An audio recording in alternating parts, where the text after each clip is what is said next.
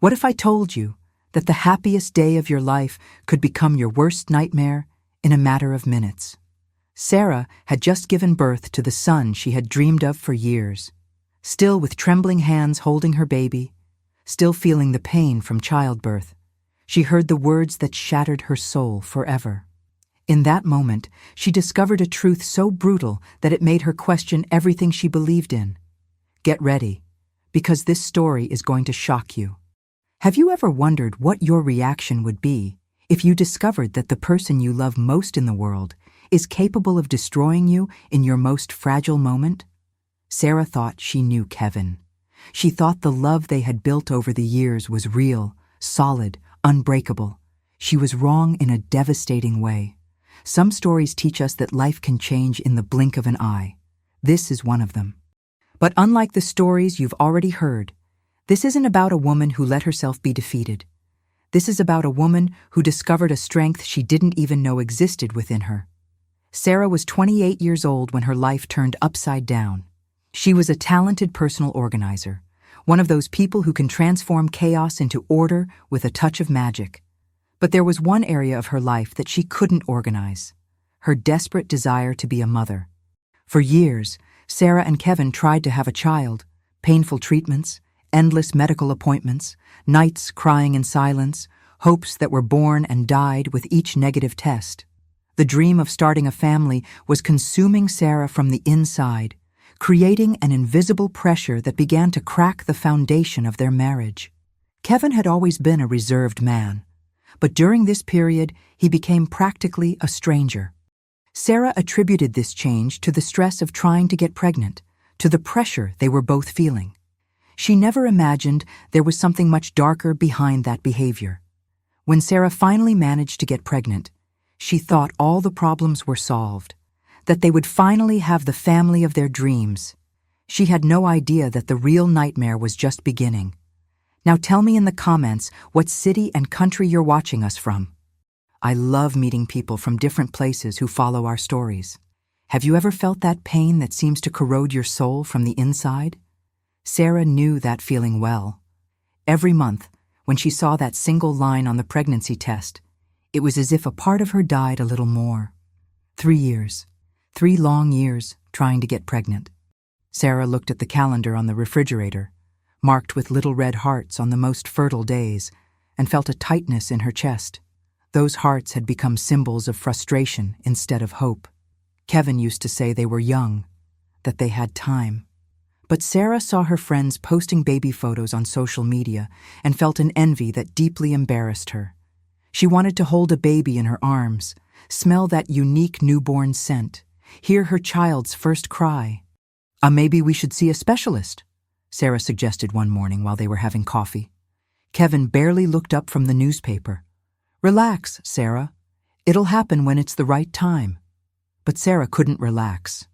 Her job as a personal organizer required her to organize people's lives, to transform chaos into order. How could she organize everything for others, but couldn't make the one thing that mattered most in her own life work? Dr. Martinez was the first of many doctors Sarah consulted. Tests, more tests, procedures that made her feel like a scientific experiment. Kevin accompanied some appointments, but always seemed to be mentally somewhere else. Polycystic ovary syndrome was the diagnosis. It's not impossible to get pregnant, but you'll need treatment. Sarah clung to those words like a person grabs onto a life preserver in the middle of the ocean. It wasn't impossible. There was hope. The treatments began. Hormones that made Sarah feel like she was on an emotional roller coaster. One day she was euphoric. The next she was crying because of a diaper commercial on television. Kevin complained that she was too sensitive. But Sarah knew he didn't understand the pressure she felt. Month after month, the ritual repeated. Injections, appointments, blood tests, ultrasounds. Sarah memorized every detail of the fertility clinic. The smell of disinfectant, the blue chairs in the waiting room, the sound of the printer printing results that almost always brought disappointment. The first treatment failed, the second one too. On the third, Sarah had a chemical pregnancy that lasted only a few weeks. She didn't even have time to get completely emotional before losing the baby that had barely begun to grow. Kevin didn't understand why Sarah cried so much over something that wasn't really a baby yet. That phrase was engraved in Sarah's mind like an invisible scar. How could he not understand that those few weeks represented all her dreams? The medical bills piled up. Sarah worked more to pay for treatments, accepting organizing jobs even on weekends. Messy houses, chaotic offices, disorganized lives that she could fix in a matter of hours. Why couldn't her life be as simple to organize? Kevin started coming home late from work. "Important project," he always said. Sarah was so focused on the treatments that she didn't question it. She needed to believe that at least the marriage was stable while she fought to have a child. Family pressure didn't help. Sarah's mother always asked, "When are you going to give me a grandchild?" with that hopeful smile that made Sarah want to disappear. Sarah's sisters-in-law already had children and always brought the kids to Sunday lunches, turning each family gathering into a painful reminder of what Sarah couldn't have. "Have you ever thought about adoption?" Sarah's mother-in-law suggested one day. The question came with the best intentions, but hit Sarah like a punch to the stomach. Why did everyone think it was so easy to give up the dream of carrying her own child? During sleepless nights, Sarah found herself imagining what it would be like. The baby's little face, whether it would have Kevin's eyes or hers, whether it would be a boy or girl. She had already chosen names: Noah for a boy, Emma for a girl. Kevin said she was being too anxious, planning something that didn't exist yet. The room that would be the baby's remained empty, like a sanctuary of unrealized hopes. Sarah passed by it every morning and felt her heart tighten. Sometimes she would go in and stand in the middle of the room, trying to imagine a crib, mobiles, walls painted in soft colors. The relationship with Kevin was changing. He seemed increasingly distant, more impatient with conversations about babies and treatments. Sarah attributed this to stress, to the financial pressure of medical procedures. She never imagined there was something much deeper happening. It was on a rainy Tuesday afternoon that the miracle finally happened. Sarah was at home, organizing some boxes for a client, when she felt a strange sensation. Something different, a maternal intuition she couldn't explain. The pregnancy test had been stored in the bathroom drawer for months, waiting for another attempt. Sarah picked it up with trembling hands, already prepared for another disappointment. But this time, for the first time in 3 years, 2 lines appeared, 2 beautiful lines that changed everything. Sarah was finally pregnant. And you? Have you ever been through a moment in life when you fought hard for something that seemed impossible? How was it when you finally achieved it? Tell us in the comments. I love reading these stories of overcoming. And if you're enjoying this story, leave your like on the video, subscribe to our channel, and turn on notifications so you don't miss any of our exciting stories like this one. Sarah's happiness lasted exactly 3 minutes. That was how long it took to show Kevin the positive test and realize that something was completely wrong. The positive test should have been the happiest moment of their lives. Sarah ran to show Kevin, her hands still trembling with emotion. She expected to see in his eyes the same explosive joy she felt, the same relief after years of struggle. "Are you sure?" was the first thing Kevin said, taking the test and looking at it with an expression Sarah couldn't decipher. "I am. We finally did it." Sarah laughed through tears, expecting him to hug her, lift her off the ground, celebrate like in the movies. Kevin smiled, but it was a strange smile. Forced, as if he was acting happy instead of really feeling it. He gave Sarah a quick hug and murmured, "That's good," but his words sounded empty. Sarah tried to ignore that first strange reaction. Kevin had always been more reserved, less expressive. Maybe he was just processing the news, getting used to the idea of being a father. The following weeks brought all the classic pregnancy symptoms. Sarah felt morning sickness that lasted all day, was always tired, and had extreme sensitivity to smells. Kevin, who used to worry when she had a simple headache, now seemed irritated with the discomforts of pregnancy. "Can't you take something to make that nausea go away?" he asked one morning, while Sarah ran to the bathroom for the 3rd time.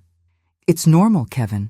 It's part of pregnancy," Sarah explained, but he was already turning away, getting ready for work. The first prenatal appointment was scheduled with Dr. Chen, an obstetrician Sarah chose after doing a lot of research. She was anxious to hear the baby's heartbeat for the first time, to see that little spot on the ultrasound that represented her dream becoming reality.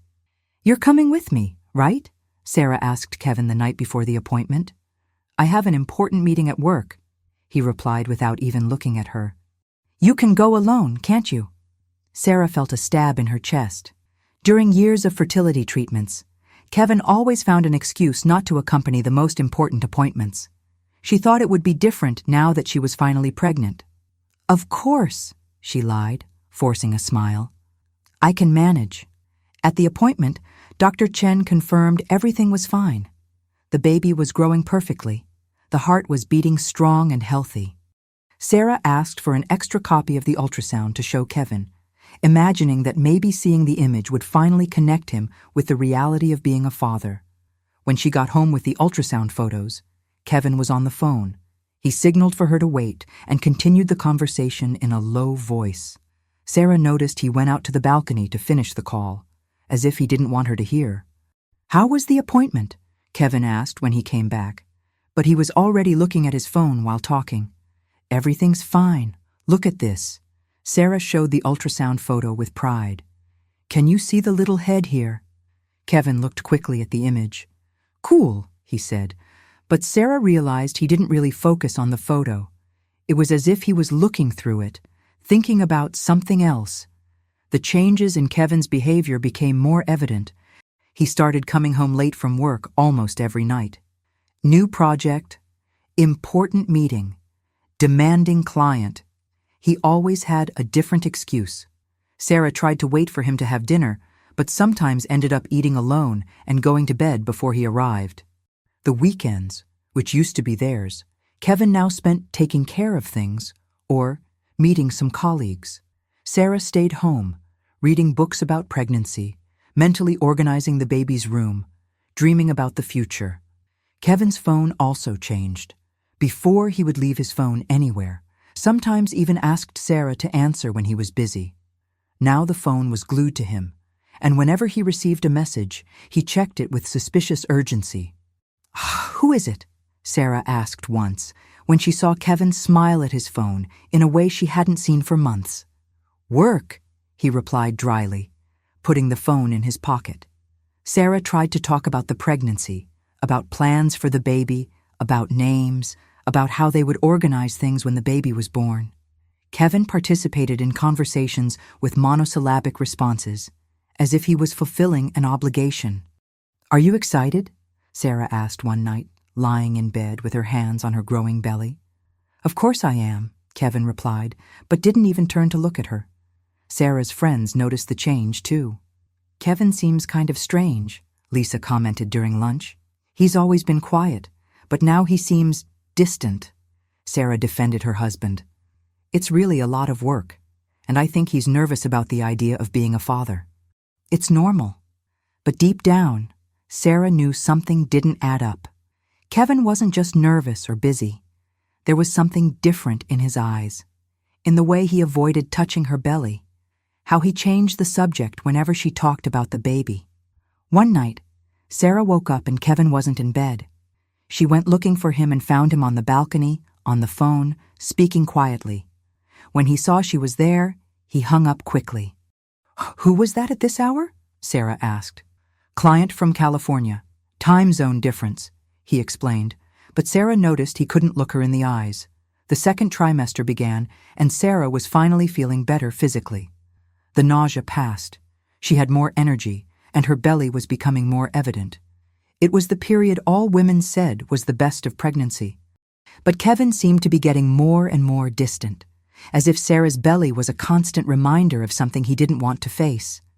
Sarah had no idea that her intuition was absolutely right. There was something very wrong happening, and soon she would discover the most painful truth of her life. 9 months can feel like an eternity when you're waiting for the most important moment of your life. For Sarah, every day of pregnancy was a mixture of anxiety, joy, and a growing feeling that something was wrong with Kevin. Her belly grew, the baby's kicks got stronger, and Sarah fell madly in love with that life growing inside her.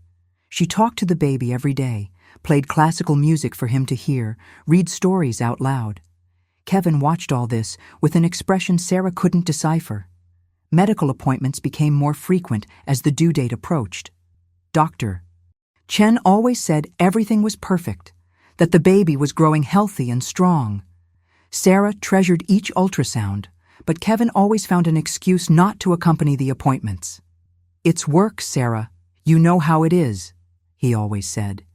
But Sarah knew it wasn't just work. Kevin seemed to be avoiding everything related to pregnancy and the baby. He didn't help set up the crib, didn't give opinions on room decoration, showed no interest in choosing a name. At the last appointment before delivery, Dr. Chen confirmed the baby was in position and Sarah could go into labor at any moment. "Keep your bags ready," she advised. Sarah had prepared the maternity bag weeks ago. Baby clothes carefully folded, hygiene products, necessary documents. She checked the bag every day, as if it were a protection ritual. Kevin, on the other hand, didn't even know where his own bag was. It was on a Monday morning that everything began. Sarah woke up feeling contractions different from those she had felt in recent weeks. They were stronger, more regular, more intense. She timed them for an hour before waking Kevin. "I think it's time," she said, holding her belly as a new contraction hit her. Kevin got up, but Sarah noticed he didn't seem excited or nervous as she expected. He seemed bothered, as if it were an inconvenience. "Are you sure?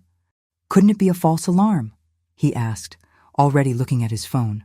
"Kevin, contractions are coming every 5 minutes for an hour." "It's today," Sarah said, trying to stay calm. The drive to the hospital was silent. Sarah breathed deeply during contractions, while Kevin drove constantly looking at his phone at traffic lights. His phone kept beeping with messages, and every time he received a notification, he checked immediately. "Can you leave the phone alone for today?" Sarah asked during a particularly strong contraction. "It's work, Sarah. I can't just disappear," he replied with irritation. At the hospital, things happened quickly. Sarah was taken to the delivery room, and doctors confirmed she was in active labor. The baby would arrive in a few hours.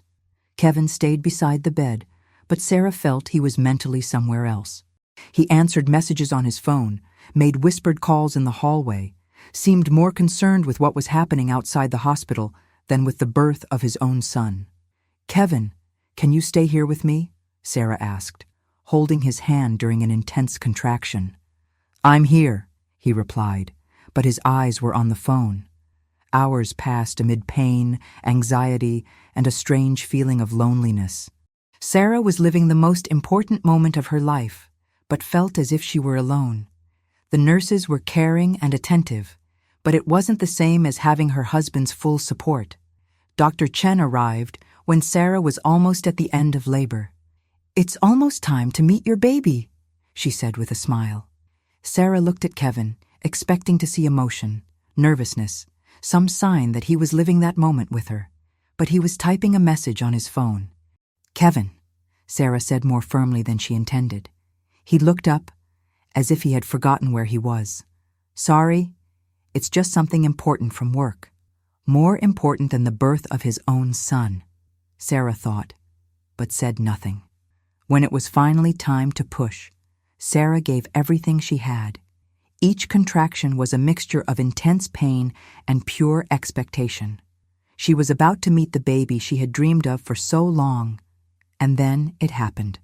A strong, healthy cry filled the delivery room. Dr. Chen smiled and lifted the baby. "It's a boy." Sarah began crying with pure emotion. Noah, her son Noah, was finally there, real, breathing, crying, perfect. "He's beautiful," Dr. Chen said, placing the baby on Sarah's chest. Sarah looked at her son's red and wrinkled little face and felt a love so intense it left her breathless. It was exactly as she had imagined, but millions of times better. Noah was perfect. He was hers. He was real. She looked at Kevin, expecting to see the same emotion in his eyes. Finally, he put away his phone and approached to look at the baby. For a moment, Sarah thought everything would be okay. that seeing Noah would change Kevin, that he would finally connect with fatherhood. But when Kevin looked at the baby, Sarah saw something in his eyes that chilled her to the bone. It wasn't love. It wasn't emotion. It was almost as if he were looking at a stranger. Sarah didn't know yet, but the worst was still to come. Noah had just been born, and Sarah's world was about to completely crumble. How many times have you felt like you were living a moment alone, even when you were accompanied? Tell us in the comments how you dealt with that feeling. Sarah was lying in the maternity bed, with Noah sleeping peacefully in her arms. She still felt the pain from childbirth, but nothing mattered beyond that perfect little baby who was finally with her. Each breath from Noah was a miracle. Each small movement was cause for fascination. Kevin had left the room right after delivery, saying he needed to make some calls and take care of some things. Sarah thought he was nervous, maybe calling family to share the good news. Even with all the strange behavior of recent months, she still believed that seeing Noah would change everything. "He looks just like his father," said Nurse Janet, helping Sarah with breastfeeding. "What a beautiful baby." Sarah smiled, looking at Noah's little face. He really had some of Kevin's features, and this gave her a pang of hope. Maybe when Kevin came back and really looked at his son, the connection would happen naturally. The room was quiet, except for Noah's soft sounds and the occasional beep from monitors. Sarah felt at peace for the first time in months. She finally had her baby in her arms. She was finally a mother. All the painful treatments, all the nights crying, all the anguish were worth it to reach that moment. She was almost dozing off when she heard footsteps in the hallway. Kevin was coming back. Sarah prepared to show how calm and perfect Noah was, how he was exactly what they had dreamed of for so many years. But when the door opened, Sarah felt something was wrong immediately. Kevin wasn't alone. A woman entered behind him, tall, blonde, wearing a red dress that looked expensive. Sarah had never seen this woman in her life, but the way she looked at Kevin, the intimacy between them, was impossible to ignore. "Sarah," Kevin said, and his voice sounded different. Cold, distant. "We need to talk." Sarah felt her stomach contract. Noah was sleeping in her arms, completely oblivious to what was happening. She looked from Kevin to the unknown woman, trying to understand what was going on. "Who is she?" Sarah asked, although part of her already knew the answer. "This is Nicole," Kevin said, as if he were introducing a work colleague. "We've been together for 8 months. The words hit Sarah like a punch to the stomach. 8 months. That meant Kevin started cheating on her when she was in early pregnancy, when she was most vulnerable, when she needed his support the most. "What are you saying?" Sarah whispered, pressing Noah against her chest. "I want a divorce, Sarah," Kevin said, and his voice was cold, as if he were discussing the weather forecast. "Nicole and I are getting married." Sarah's world stopped.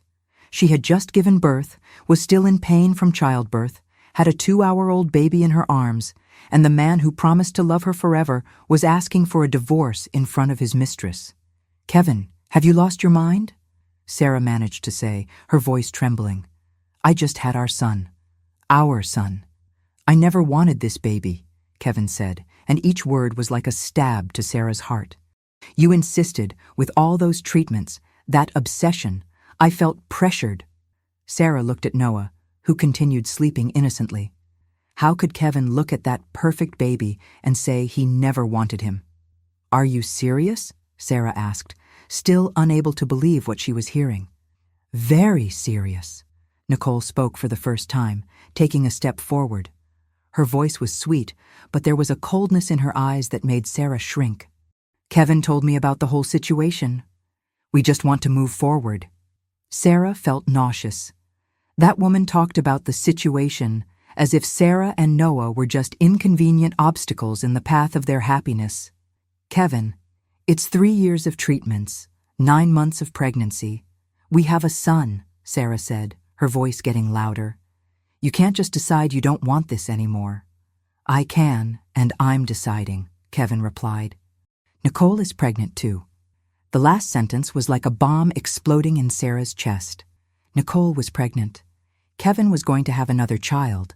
the child he really wanted, with the woman he really loved.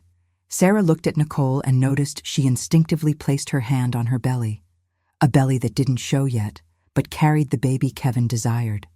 "How long?" Sarah asked with a broken voice.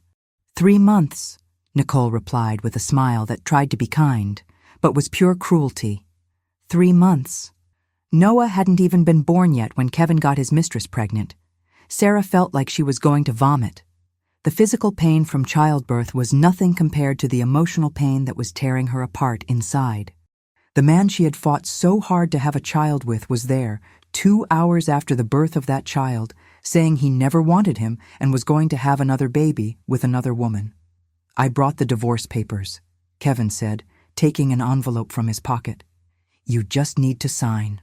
Sarah looked at the envelope as if it were a poisonous snake. "You brought divorce papers to the maternity ward." "The sooner we resolve this, the better for everyone," Kevin said. Sarah looked at Noah, who began to move in her arms. Her son was waking up in the middle of the cruelest moment of their lives. How would she explain to him, when he grew up, that his father didn't even want to get to know him properly? "And the house?" Sarah asked, though her voice barely came out.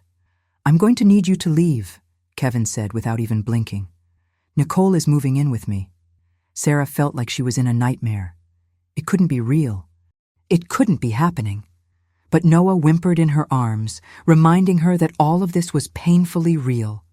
The man she had loved for years, for whom she had fought so hard to have a child, was completely destroying her life at the moment she needed him most, and the worst was still to come.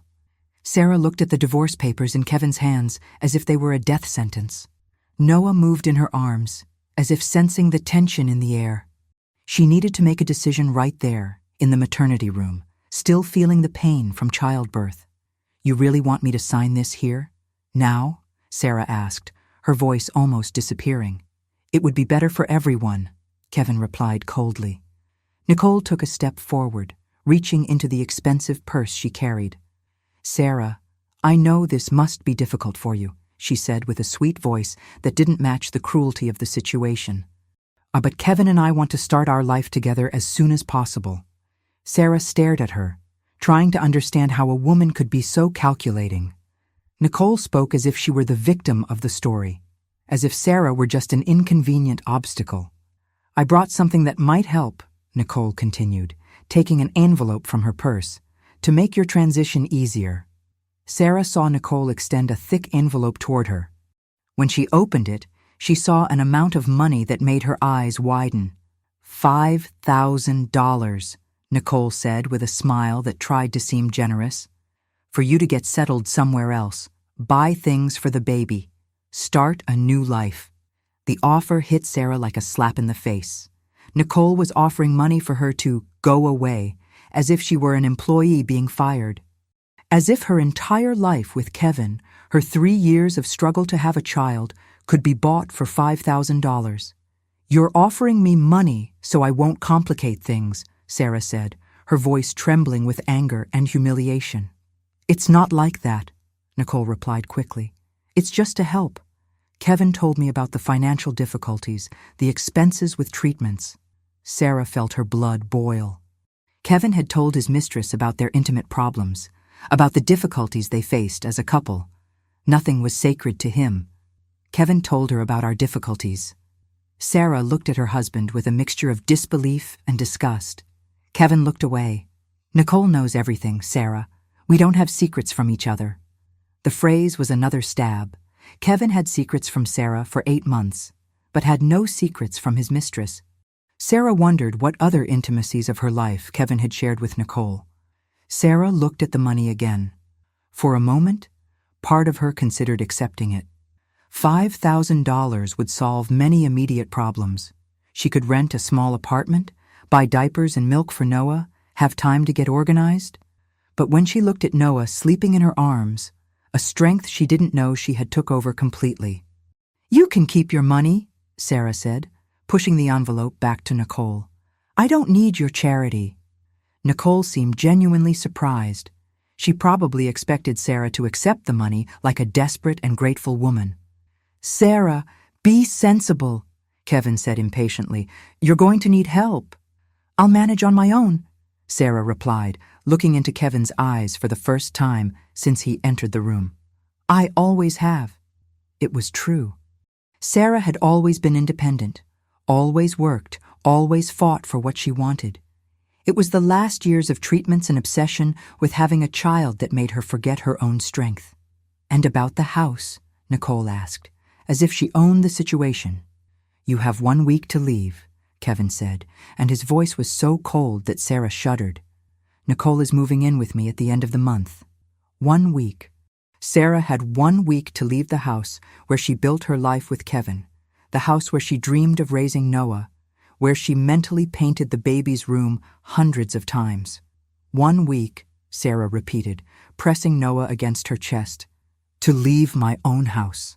It's the house where I'm going to raise my child with Nicole," Kevin said, as if that explained everything. Sarah looked at the divorce papers again. Part of her wanted to tear up those papers, scream that she wouldn't let Kevin destroy everything so easily.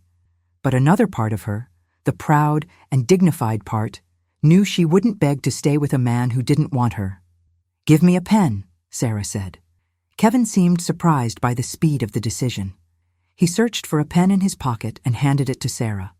With trembling hands, still holding Noah with one arm, Sarah signed the papers. Each signature was like cutting a piece of her soul, but she wouldn't give Kevin and Nicole the satisfaction of seeing her beg. "Done," Sarah said, returning the signed papers. "Now get out of my room." Kevin took the papers, checked the signatures, and nodded to Nicole. "Let's go, honey." Nicole gave one last look at Sarah, as if she were studying a scientific curiosity. "I hope you find happiness," she said, and her words sounded like pure hypocrisy. When the door closed behind them, Sarah finally collapsed. The tears she had held back during that entire absurd conversation began to fall like a waterfall. Noah woke up with the movement and started whimpering. "Everything's okay, my love," Sarah whispered to her son, although she knew nothing was okay. "Mommy's going to take care of you. We're going to be fine." But while saying those words, Sarah wondered how she was going to keep that promise.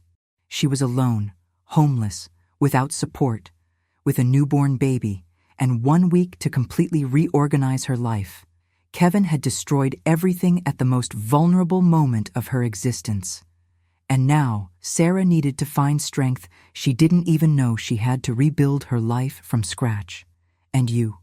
Have you ever had to make a difficult decision to preserve your dignity, even when you were going through the worst moment of your life?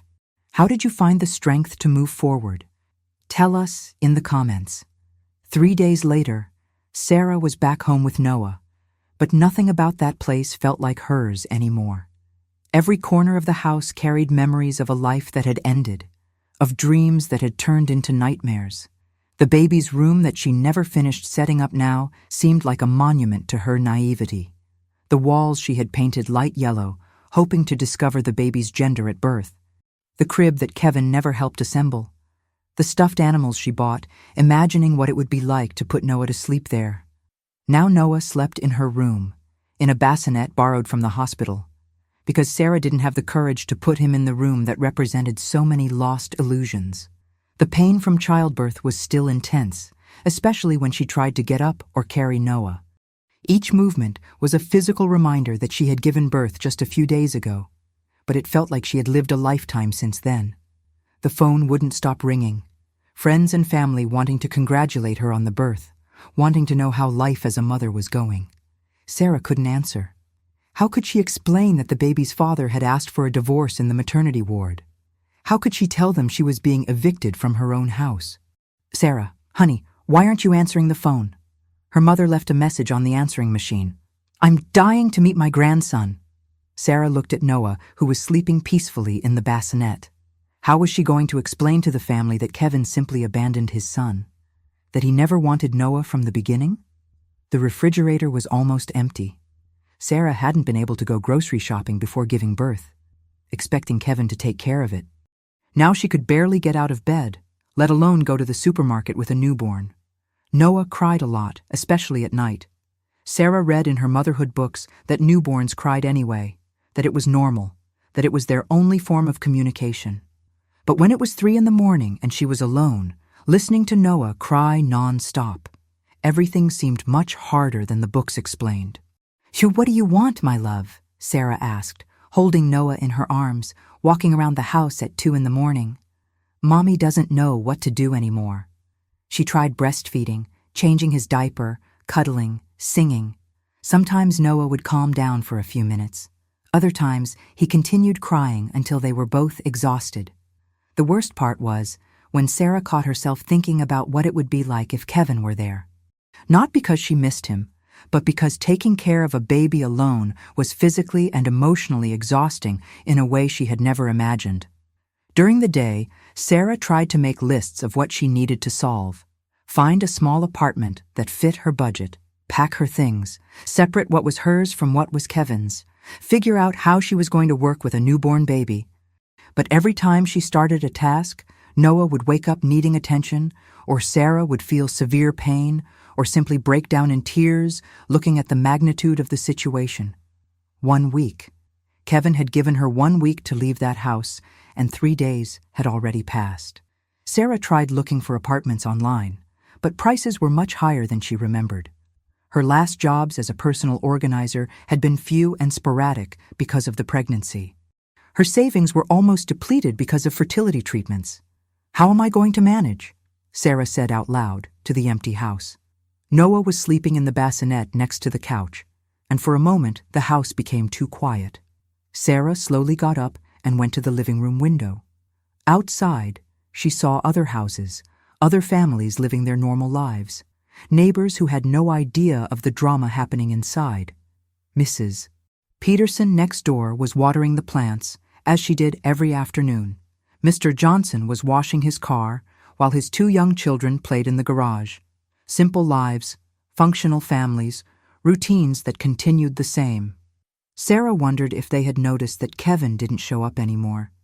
If they knew she was going through the worst days of her life there, just a few feet away. Noah started whimpering again. Sarah looked at the clock. Only an hour had passed since the last feeding. She picked up the baby, checked his diaper, and tried to make him burp. Nothing worked. "Please, Noah," Sarah whispered, feeling tears starting again. "Mommy is trying." That's when she realized it wasn't just Noah who was crying. She was crying too. A silent and desperate cry from someone who didn't know how to handle the situation anymore. Sarah sat on the couch, put Noah against her chest, and let the tears fall freely. She was completely alone, without enough money, with a baby who needed her 24 hours a day, and needed to leave that house in 4 days. How had she gotten there? How had the woman who organized everyone's life completely lost control of her own life? "We're going to make it," Sarah said to Noah, although her own voice didn't sound convincing. "I don't know how, but we're going to make it."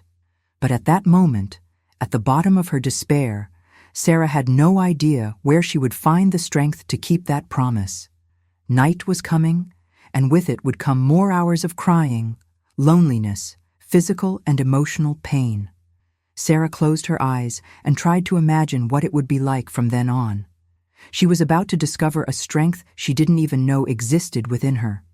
It was 4 in the morning when everything changed for Sarah.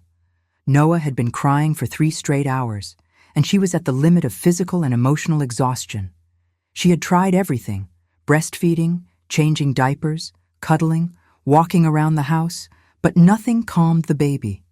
Sarah sat on the living room floor, with Noah in her arms, and started crying with him.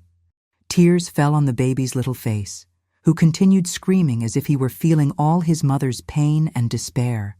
"I don't know what to do anymore," Sarah said out loud to the empty house. "I don't know how I'm going to take care of you alone." It was at that moment that something broke inside her. Not in a destructive way, but like when a dam breaks and water finally finds its way. Sarah looked at Noah, red from crying so much, completely dependent on her, and a fury took over her chest. "No," she said, her voice becoming firmer. "I'm not going to let that man destroy our life like this." Sarah got up from the floor, still holding Noah. She walked to the window and looked outside. The world kept turning. Other people were living their lives, facing their challenges, overcoming their difficulties. "Look here, Noah," Sarah said, her voice now calmer. "Your mother is not a victim. Your mother is a fighter. She always has been." As if responding to the change in his mother's tone of voice, Noah began to calm down. His sobs became more spaced out, and he opened his little eyes to look at Sarah. "That's right," Sarah whispered. "We're going to be okay. I'm going to make it work." For the first time in days, Sarah felt something different running through her veins. It wasn't exactly hope. It was more like determination. The same determination that made her fight for 3 years to get pregnant. The same strength that made her build a career as a personal organizer from scratch. Sarah put Noah in the bassinet and went to the kitchen table. She took a piece of paper and a pen and started writing. Not a list of problems, but a list of solutions. Apartment U, she wrote. Work, daycare, lawyer. Each word on paper was like a step toward controlling the situation. Sarah had always been good at organizing other people's lives because she knew how to divide big problems into smaller, more manageable tasks. "Why can't I do this for my own life?" she asked out loud. Sarah remembered the clients she served as a personal organizer. Many of them came to her in moments of crisis, divorces, moves, family losses. They arrived thinking their lives were over, that they would never be able to organize the chaos they found themselves in. And Sarah always managed to help them. She always found a way to transform mess into order, despair into an action plan. "If I was able to help all those people, I can help myself," Sarah murmured, feeling energy growing inside her. She looked at Noah, who was now sleeping peacefully. Her son needed her strong, not defeated. He needed a mother who would fight for both of them, not a mother who would let herself be destroyed by Kevin's abandonment. "Kevin doesn't deserve this power over us," Sarah said quietly. "He doesn't deserve to decide whether we're going to be happy or not." Sarah began to remember who she was before she got lost in the obsession of being a mother. She was an independent, talented woman who built a solid reputation as a personal organizer. Her clients sought her out because she had a special gift for finding solutions where others saw only problems. She had lost sight of that in recent years, focused only on getting pregnant, on saving her marriage, on keeping Kevin happy. But now Kevin had left her life, and maybe that was exactly what she needed to find her strength again. Sarah picked up the phone and called Lisa, her best friend. It was 5 a.m, but Sarah knew Lisa would understand. "Sarah, what happened? Is everything okay?" Lisa answered, worried. "Lisa, I need your help," Sarah said, and for the first time in days, her voice sounded firm. "Kevin asked me for a divorce in the maternity ward, and I have to leave home by tomorrow." The silence on the other side of the line lasted a few seconds. "That bastard did what?" "It's a long story, but I'm not calling to cry," Sarah said. "I'm calling because I need help getting organized. Can you come here today?" "Of course I can. I'm leaving home now," Lisa replied without hesitation. Sarah hung up the phone and felt better than she had felt in days. She wasn't completely alone. She had people who cared about her, who would be by her side during the storm. When Lisa arrived, an hour later, she found a different Sarah. Not the destroyed woman who had left the hospital, but a determined woman with a task list in her hand and an action plan in her head. "My God, Sarah," Lisa said, hugging her friend. "How could he do this to you?" "It doesn't matter anymore how he could," Sarah replied. "What matters is what I'm going to do now." Lisa held Noah while Sarah showed her list. "Whim, apartment, work, daycare, lawyer," Lisa read. "You thought of everything." "Not yet, but I'm thinking," Sarah said. "Lisa, I need you to help me remember who I am. I'm good at what I do. I help people organize their lives when everything seems lost. That's exactly what I need to do for my own life now." Lisa smiled, seeing the sparkle returning to her friend's eyes. "The Sarah I know is coming back." "She never left," Sarah replied. "She was just hiding behind the pain, but the pain will pass, and I'll still be here. We'll still be here." Sarah looked at Noah in Lisa's arms. Her son deserved much more than a defeated mother. He deserved a warrior mother, a mother who turned challenges into victories. "Kevin thought he was destroying me," Sarah said, "but actually, he freed me. Now I can build the life I want, the way I want." And for the first time since leaving the maternity ward, Sarah truly smiled. The fight was just beginning, but now she was ready to fight. Is there a moment in your life when you had to make the decision to fight instead of giving up? How was it to find that inner strength when everything seemed lost? Tell us in the comments. The apartment Sarah managed to rent wasn't exactly what she dreamed of for raising Noah. A small one-bedroom space on the second floor of an old building, with walls that needed painting and a shower that took forever to heat up. But it was hers, and that made all the difference. Lisa helped Sarah pack her things from the house where she had lived with Kevin. It was surprising to discover how few things actually belonged to her. Most of the furniture, decoration, even some appliances had been chosen by Kevin or bought by him. "Better this way," Sarah said, putting her clothes in a box. "I don't want to take memories of him to our new life." What Sarah took fit in just 6 boxes and 2 suitcases.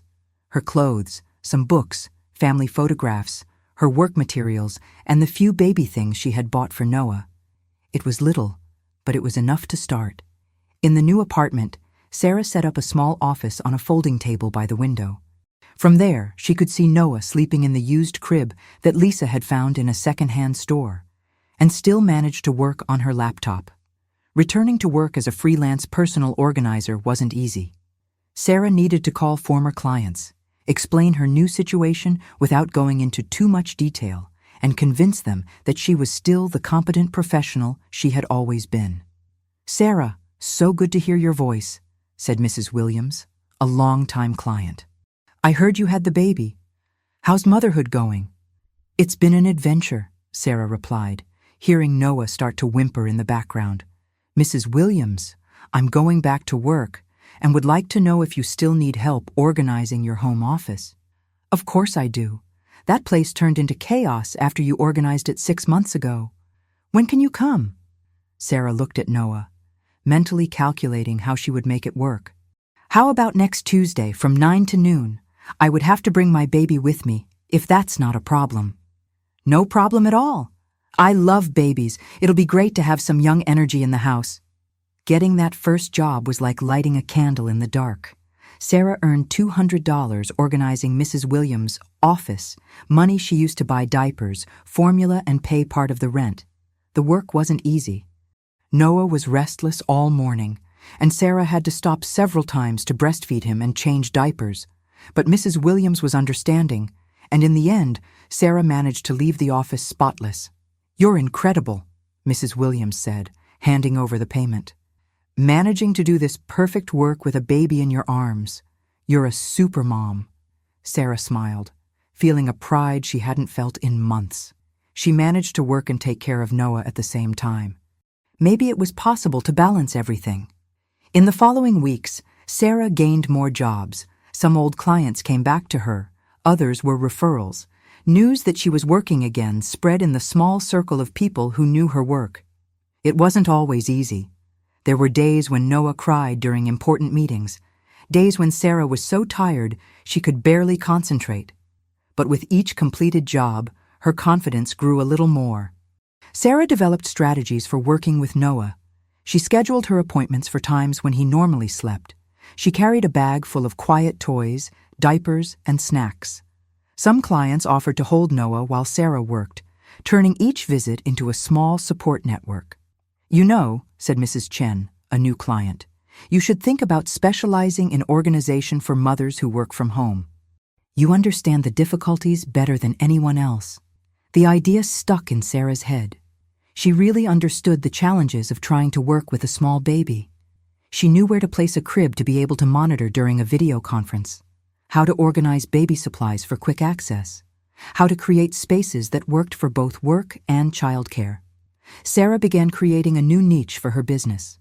"Me, personal organizer specialized in working mothers," she wrote on her improvised business cards. The concept worked.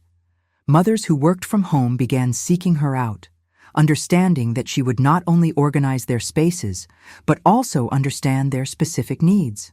Money was still tight. Sarah had to choose carefully between buying food or paying the electric bill. Sometimes she had only toast for dinner so Noah wouldn't run out of formula. But each week, things got a little better. Noah was also growing and adapting to the new routine. He seemed calmer on days when Sarah worked, as if he felt her positive energy. During jobs, he watched Sarah organizing drawers and closets with curious little eyes, as if he were learning about determination just by watching his mother. "You see, Noah," Sarah would say while organizing a closet, "this is how we solve things. One step at a time, one drawer at a time."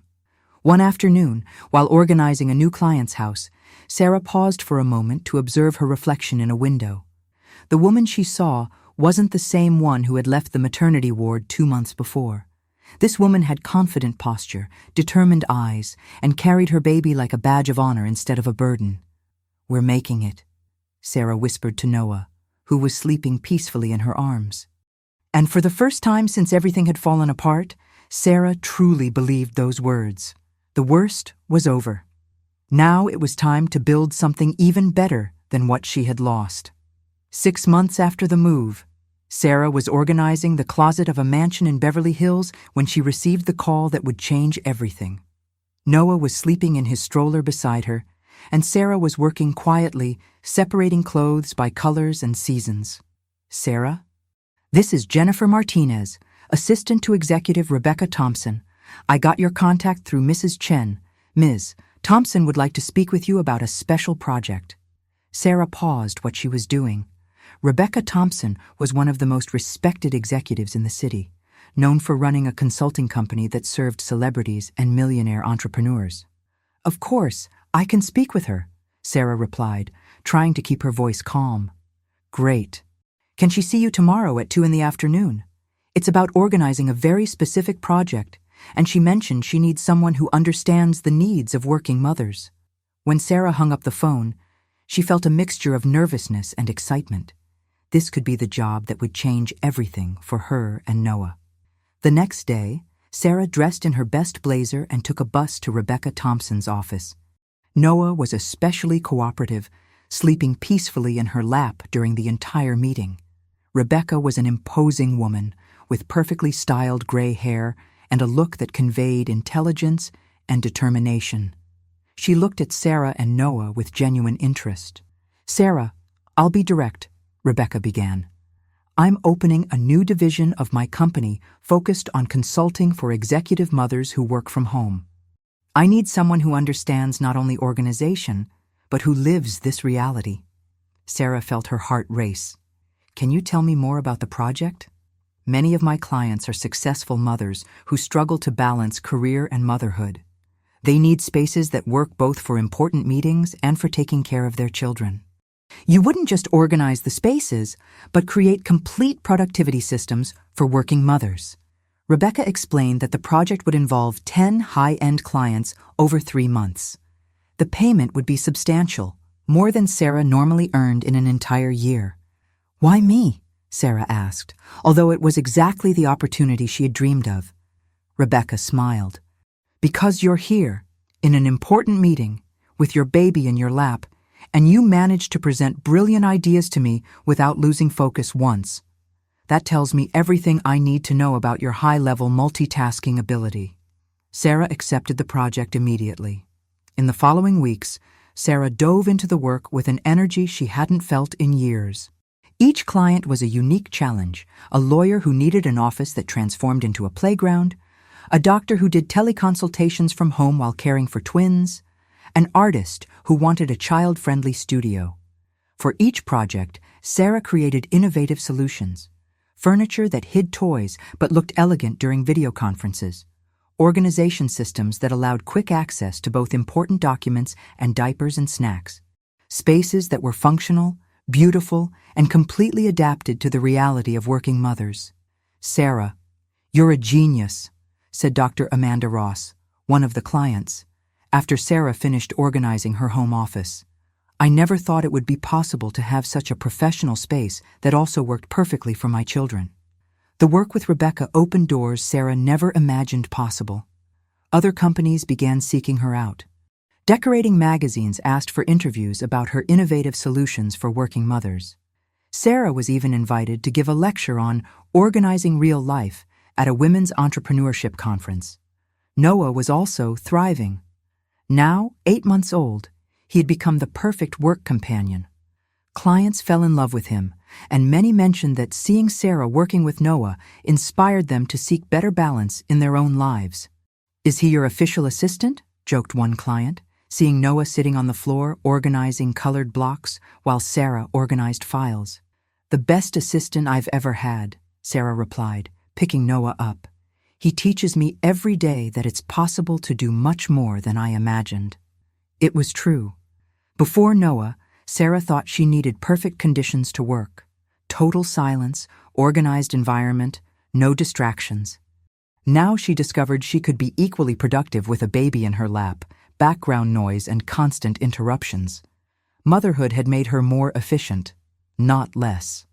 One afternoon, while working on a new client's project, Sarah stopped to watch Noah trying to stack colored cubes. Every time the tower fell, he started over without frustration, as if each attempt were a new adventure. "That's it," Sarah said out loud. "That's exactly what we're doing, isn't it, Noah? Building our life one block at a time." Sarah thought about Kevin for the first time in weeks. He had missed the chance to know that incredible little boy, to see Sarah transform into the strong woman she had become. The loss was his, not theirs. The project with Rebecca was completed with total success. All 10 clients were thrilled with the results, and 3 of them had already hired Sarah for additional projects. "Sarah," Rebecca said at the final meeting, "I have a proposal for you. How about we formalize this partnership? You would become the official organization consultant for my company, with a fixed contract and benefits." Sarah looked at Noah, who was sleeping peacefully in his stroller. 6 months ago, she was at rock bottom, not knowing how she would pay rent. Now she was being offered the financial stability she had always dreamed of. "I accept," Sarah said, and her voice carried all the confidence of someone who had discovered what she was capable of. She was no longer the woman who had been abandoned in the maternity ward. She was a successful single mother, a respected professional, a woman who transformed her greatest pain into the greatest opportunity of her life. And the best was yet to come. What was the moment when you realized you were stronger than you imagined? How did a difficulty in your life end up revealing abilities you didn't know you had? Tell us in the comments. 1 year after Noah's birth, Sarah was standing on the balcony of her new apartment, watching the golden sunset over the city. Noah, now 1-year-old, was playing on the floor with his favorite toys, babbling words that only he understood. The apartment was no longer that small, cramped space where they had started. With the success of the contract with Rebecca, Sarah managed to move to a larger place, with 2 bedrooms, a spacious living room, and even a small office where she could work while Noah slept. Noah's room was exactly as Sarah had always dreamed. Walls painted soft blue, a colorful mobile spinning above the crib, shelves full of children's books and stuffed animals. But the most important thing wasn't the objects. It was the love that filled every corner of that space. "Da-da-da," Noah said, lifting a colorful block to show his mother. "That's right, my love," Sarah smiled, picking him up. "You're building something very important, just like Mommy." And it was true. Sarah had built much more than a successful career. She had built a completely new life, based on her own strength, her own choices, and her own dreams. The phone rang, interrupting the peaceful moment. It was Rebecca, as always enthusiastic about new projects. "Sarah, I have incredible news. Working Mother magazine wants to do a feature about you. They want to tell your story as an example of an entrepreneurial mother who transformed challenges into opportunities." Sarah sat down, still holding Noah. "A feature about me?" "Exactly. They heard about your work, how you created a unique niche in the market, and want to show how you balance single motherhood with a rising career. It's an incredible visibility opportunity." After hanging up, Sarah looked at Noah and smiled. "Did you hear that, my prince? Mommy's going to be in an important magazine." But what excited Sarah most wasn't the public recognition. It was knowing that her story could inspire other women who were going through difficult times, who felt lost and directionless. Sarah remembered the woman she was a year ago, shattered, abandoned, not knowing how she would survive. If someone had told her back then that she would be where she was today, Sarah would never have believed it. That night, after putting Noah to bed, Sarah sat in her office and began to write. Not for work, but for herself. She wanted to record the journey, the lessons learned, the discoveries about her own strength. Dear Noah, she wrote, one day, when you're old enough to understand, I want you to know that you saved me as much as I saved you. When I thought my life was over, you showed me that it was actually just beginning. Sarah wrote about the sleepless nights, about the moments of despair, about the crucial decision to fight instead of giving up. She wrote about how she discovered that being a single mother wasn't a limitation, but rather an inexhaustible source of strength and creativity. People always ask me how I did it, Sarah continued writing. How I managed to rebuild my life with a baby in my arms, without support, without money. The answer is simple. I had no choice. When you have no choice but to be strong, you discover you were always stronger than you imagined. The next morning, Sarah woke up to Noah calling Mama from his crib. It was one of his favorite words, and every time he said it, Sarah's heart filled with pure joy. While preparing breakfast, Sarah reflected on how her definition of success had completely changed. Before, success meant having the perfect marriage, the perfect house, the traditional family everyone expected. Now, success meant waking up every day knowing she was building exactly the life she wanted, the way she wanted. The phone rang again. It was a new client, referred by one of the executives Sarah had served. Sarah, I urgently need your help, the woman said, and Sarah could hear the desperation in her voice. I just came back from maternity leave. I'm trying to work from home, but I can't organize anything. My life is total chaos. Sarah smiled, remembering when she felt exactly like that. Of course I can help. Let's schedule a time and talk about how to transform that chaos into something that works for you and your baby. That was the part of work Sarah loved most, helping other mothers discover that it was possible to have everything, just maybe not in the way they originally planned. In the afternoon, while Noah napped, Sarah received an unexpected message. It was from a woman named Jennifer, who had read about Sarah's work online. Sarah, I hope you don't mind me reaching out like this. I'm going through a very difficult divorce and just had my daughter. I read about your story and wanted to know if you would have any advice. I feel completely lost. Sarah typed a long and caring response, sharing some of the lessons she learned during her own journey. When she finished, she realized she was crying, not from sadness, but from gratitude. Gratitude for having gone through everything she went through, because it transformed her into the woman she was today. Gratitude for Noah, who taught her that true love has no limits. Gratitude for the strength she discovered within herself when she thought she had nothing left. That night, Sarah put Noah in her lap and sat on the balcony again. The same place where, months before, she had cried in despair was now her place of peace and reflection. You know, Noah, she said quietly, your mommy discovered something very important. Sometimes the things we think will destroy us are exactly the things we need to become who we really are. Noah looked at her with his big, curious eyes, as if he understood every word. And you know what else? We're happier now than we ever were. Not despite everything that happened, but because of everything that happened. Sarah kissed Noah's forehead and looked at the stars beginning to appear in the sky. The woman Kevin abandoned in the maternity ward no longer existed. In her place was a woman who knew exactly who she was, what she wanted and what she was capable of. And the most incredible thing of all, she had achieved all this not despite being a single mother, but precisely because she was a single mother. 2 years after that devastating day in the maternity ward, Sarah looks back and barely recognizes the woman she was. Today, she runs her own organizational consulting company, has a waiting list of clients, and Noah, now 2 years old, is her greatest pride and inspiration. The apartment that once seemed too small has transformed into a home full of love, laughter, and achievements.